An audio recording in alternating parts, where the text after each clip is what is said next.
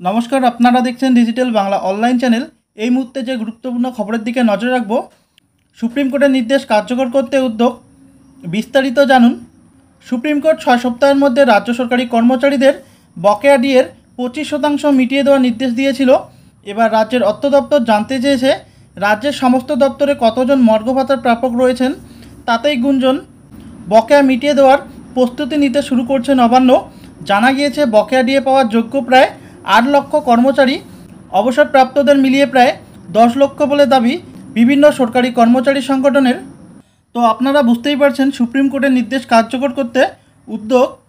রাজ্যের সব দপ্তর মিলিয়ে মোট কতজন মর্গ ভাতার প্রাপক রয়েছেন তার হিসাব চেয়েছে রাজ্যের অর্থ দপ্তর। সুপ্রিম কোর্টের নির্দেশ মেনে রাজ্য সরকারি কর্মচারীদের মোট বকেয়া ডিএ 25% মিটিয়ে দেওয়ার জন্য প্রস্তুতি শুরু করছে নবান্ন। সম্প্রতি এই হিসাব সব দপ্তরের কাছ থেকে চেয়ে পাঠিয়েছে অর্থ দপ্তর। সুপ্রিম কোর্টের নির্দেশ মেনে রাজ্য সরকার নির্দিষ্ট সময়ে 25% বকেয়া ডিএ মেটাতে ব্যর্থ হলে ফের প্রতিবাদের হুঁশিয়ারি দিয়েছে সংগ্রামী যৌথ মঞ্চ। ডিএ না মিললে রাজ্য সরকারের কাছে নিজেদের দাবিগুলির বিষয়ে জানাতে নবান্ন অভিযানের ডাক দেবেন তারা। পাশাপাশি গণবিক্ষোভের হুঁশিয়ারি দিয়েছেন। সর্বোপরি বকেয়া ডিএর 25% না দিলে আন্দোলনের ঝাঁজ আরও বাড়তে পারে, সংগ্রামী যৌথ মঞ্চ জানিয়েছেন। তো আপনারা বুঝতেই পারছেন, ডিএ প্রাপকদের সংখ্যা জানতে চাইলে নবান্ন। সুপ্রিম কোর্টের নির্দেশ কার্যকর করতে উদ্যোগ।